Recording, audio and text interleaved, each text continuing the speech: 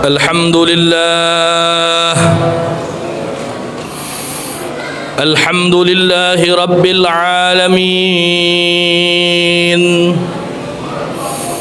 والعاقبة للمتقين ولا عدوان إلا على الظالمين أشهد أن لا إله إلا الله وحده لا شريك له الملك الحق المبين وأشهد أن سيدنا ونبينا محمدا عبده ورسوله صادق الوعد الأمين اللهم صل وسلم على سيدنا محمد وأشغل الظالمين بالظالمين وأخرجنا من بينهم سالمين وعلى آله وصحبه أجمعين أما بعد فيا أيها الحاضرون اتقوا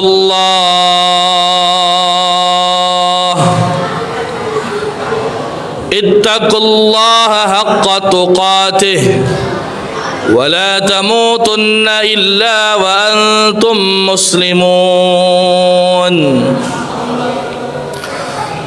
قال الله تعالى في القرآن العظيم أعوذ بالله من الشيطان الرجيم بسم الله الرحمن الرحيم يا أيها الذين آمنوا اتقوا الله ولتنظر نفس ما قدمت لغد واتقوا الله إن الله خبير بما تعملون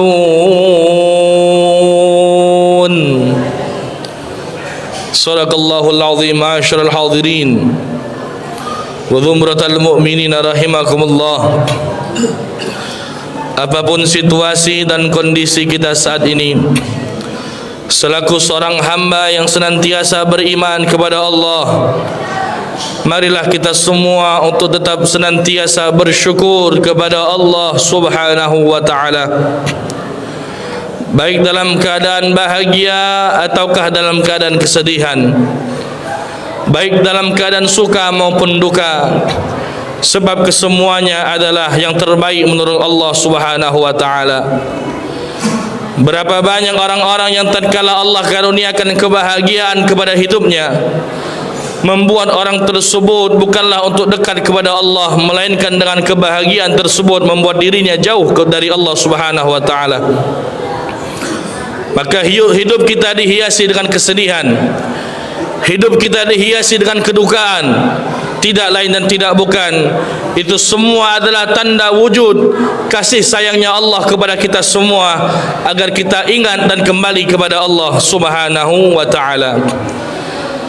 Maka syukuri nikmat Allah Subhanahu wa ta'ala dengan mengucapkan kalimat tahmid alhamdulillahi rabbil alamin.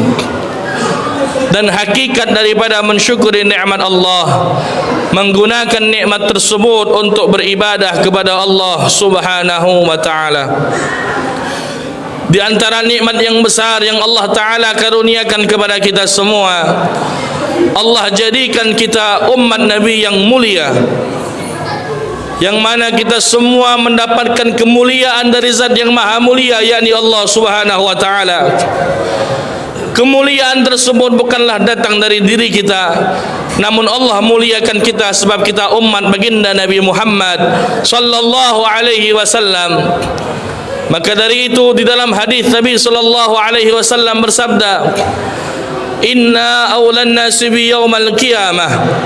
Orang yang akan mendapatkan syafaat dari Nabi Muhammad nanti di yaumul qiyamah bukanlah mereka orang-orang yang hebat, bukanlah mereka orang-orang yang kaya, akan tetapi mereka yang mendapatkan jaminan syafaat dari Nabi Muhammad nanti di yaumil qiyamah, tak lain dan tak bukan aktsaruhum alaiya salatan, yakni mereka yang memperbanyak untuk membaca salawat kepada Rasulullah sallallahu alaihi wasallam.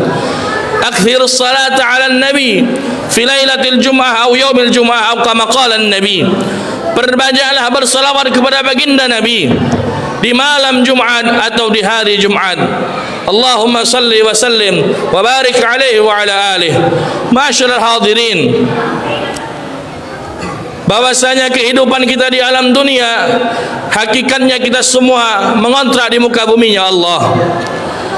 Sama seperti halnya orang-orang yang hidupnya mengontrak, ia tidak akan pernah berfikir untuk memperindah dan memperbagusi kontrakan tersebut, karena ia sadar dan yakin itu bukanlah tempat tinggal miliknya selama-lamanya.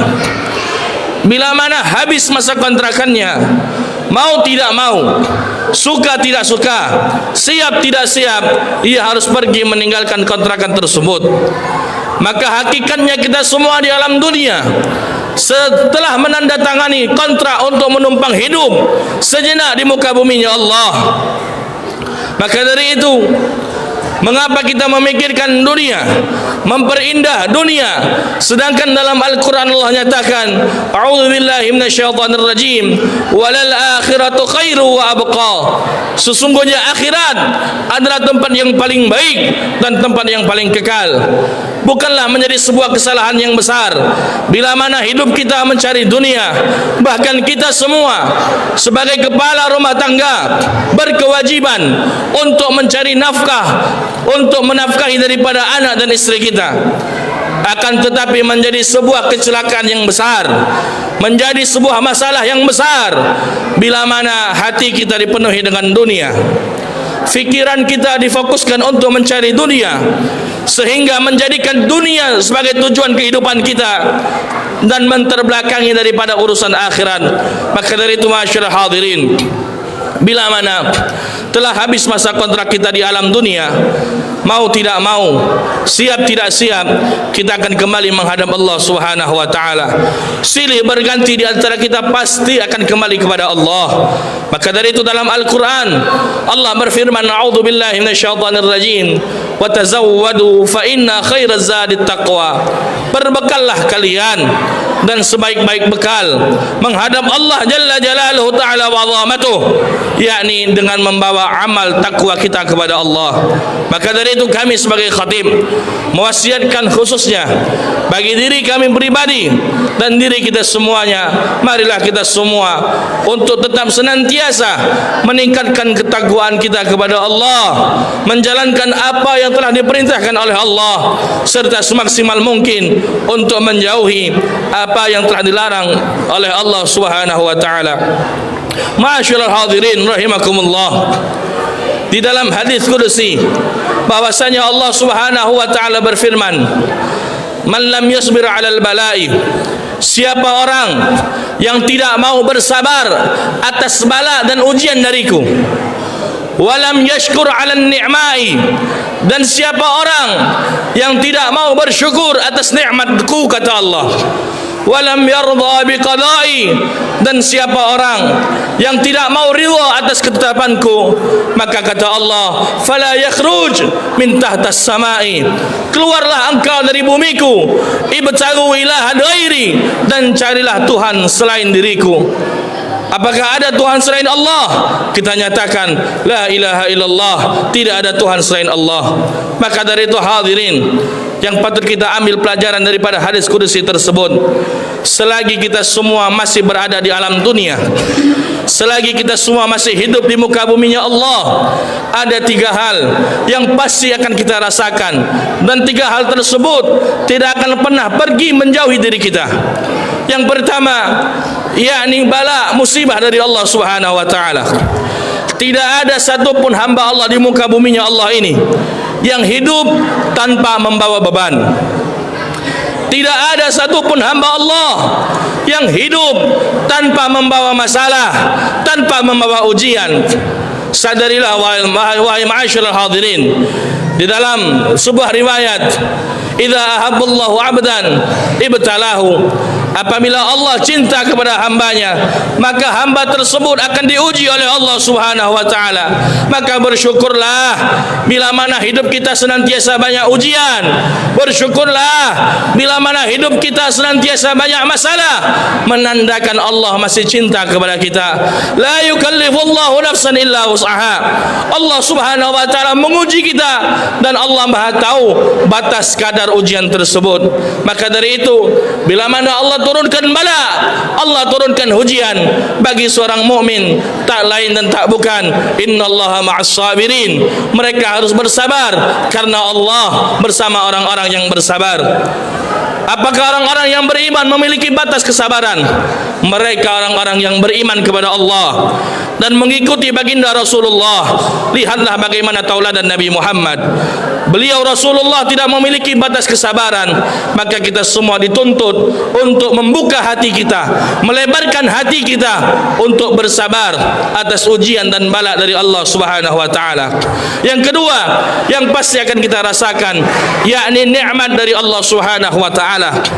Nikmat bukanlah pemberian dari Allah, melainkan nikmat hanyalah titipan dari Allah Subhanahu wa taala. Maka apapun yang didefinisikan sebagai sebuah penitipan, maka pasti titipan tersebut akan diambil oleh orang yang menitipkan. Kita semua dititipkan oleh Allah Ta'ala nikmat sehat, maka pasti bila mana tiba masa tua kita, nikmat sehat tersebut akan dicabut oleh Allah. Kita semua dititipkan oleh Allah nikmat kekuatan. Dikatakan di dalam agalah, orang Arab mengatakan, dahulu badanmu bagaikan huruf alif, tegak, dan sekarang badanmu bagaikan huruf alif, membungkuk. Dan Allah berikan kita nikmat, Allah titipkan kita nikmat umur, maka akan tiba masanya nikmat umur pun akan dicabut oleh Allah Subhanahu wa taala. Di dalam Al-Quran Allah Subhanahu wa taala berfirman, afala yashkurun, kenapa orang tidak mau bersyukur kepada Allah Subhanahu wa taala? Maka Allah perintahkan kepada kita bukan menghitung nikmat, melainkan untuk memperbanyak mensyukuri nikmat Allah Subhanahu wa taala. Dan yang terakhir yang pasti kita rasakan dan kita dapatkan, yakni qada, ketentuan dari Allah Subhanahu wa taala. Kita hidup di alam dunia bagaikan orang-orang yang menjadi pemain film, dan kita semua ada yang mensutradarainya, yakni Allah Subhanahu wa taala. Apa yang kita kerjakan di alam dunia ini, apa yang kita rasakan di alam dunia ini, semuanya hanyalah menjalankan apa yang telah ditentukan oleh Allah Subhanahu wa taala. Jangan pernah kita berfikir Allah adalah Tuhan yang tidak adil. Adalah Allah, bahwasanya Allah adalah Tuhan yang seadil-adilnya. Jangan pernah kita berfikir luar biasa nikmatnya umat nabi-nabi terdahulu. Mereka umurnya panjang, badannya besar dan gagah, mereka mampu beribadah dengan banyak, betul. Akan tetapi umat Nabi terdahulu satu kali ibadah Allah lipat gandakan hanya satu pahala. Akan tetapi umat Nabi Muhammad, walaupun umur kita pendek, walaupun badan kita tidak segagah dan sekuat umat-umat Nabi terdahulu, akan tetapi apabila kita beramal kepada Allah, amal tersebut akan dilipat gandakan oleh Allah Subhanahu wa taala. Terlebih lagi kita masih berada di bulan Rajab, perbanyaklah untuk beristighfar kepada Allah, perbanyaklah untuk meminta ampun kepada Allah. Dikarenakan di bulan Rajab semua hamba-hamba Allah pasti akan diampuni oleh Allah Subhanahu wa taala. Sebesar apapun dosamu, lebih besar lagi ampunan Allah Subhanahu wa taala. Jangan pernah memikirkan dosa, akan tetapi fikirkan mau atau tidak engkau untuk bertaubat dan minta ampun kepada Allah Subhanahu wa taala. Dan ternyata ada orang-orang yang tidak mendapatkan ampunan Allah di bulan Rajab. Mereka yang tidak diampuni oleh Allah di bulan Rajab, yakni mereka yang tidak mau meminta ampun kepada Allah Subhanahu wa taala. Dan terakhir, tidak ada kesuksesan di alam dunia ini melainkan wafat dalam keadaan husnul khatimah. Mudah-mudahan Allah karuniakan kepada kita semua mati dalam keadaan husnul khatimah. Amin ya rabbal alamin. A'udzubillahi minasyaitonir rajim. Bismillahirrahmanirrahim. wal 'asri innal insana lafi khusrin illa alladhina amanu wa 'amilus salihati wa tawasaw bil haqqi wa tawasaw bis sabr. Barakallahu li wa lakum fil Qur'anil 'azim wa nafa'ani wa iyyakum bima fihi minal ayati wa dzikril hakim wa taqabbala minni wa minkum tilawatahu innahu huwas samiul 'alim. Aqulu qawli hadza wa astaghfirullahal 'azim li wa lakum wa lisairil muslimina wal muslimat wal mu'minina wal mu'minat fastaghfiruhu innahu huwal ghafurur rahim. Allahumma shalli ala sayyidina Muhammad wa ala ali sayyidina Muhammad.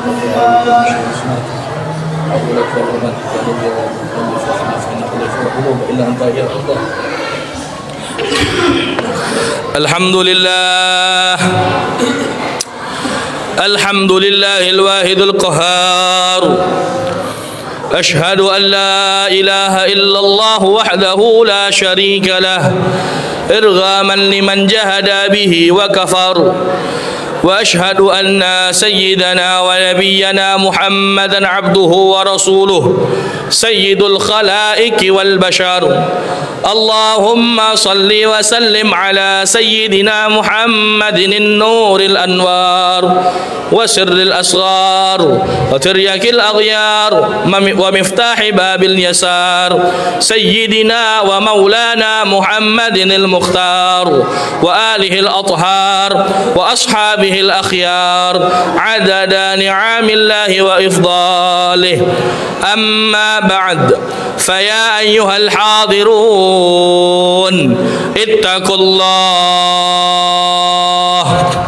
أوصيكم وإياي بتقوى الله وطاعته فقد فاز المتقون. قال الله تعالى في القرآن العظيم: أعوذ بالله من الشيطان الرجيم.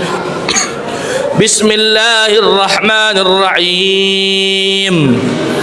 إن الله وملائكته يصلون على النبي يا أيها الذين آمنوا صلوا عليه وسلموا تسليما. اللهم صل وسلم وبارك عليه وعلى آله. اللهم اغفر للمسلمين والمسلمات والمؤمنين والمؤمنات الأحياء منهم والأموات بحق ربنا آتنا في الدنيا حسنة وفي الآخرة حسنة وقنا عذاب النار. عباد الله، إن الله يأمر بالعدل والإحسان وإيتاء ذي القربى وينهى عن الفحشاء والمنكر والبغي يعظكم لعلكم تذكرون. فاذكروا الله العظيم يذكركم واشكروه على نعمه يزدكم ولا ذكر الله أكبر والله يعلم ما تصنعون. وأقيم الصلاة.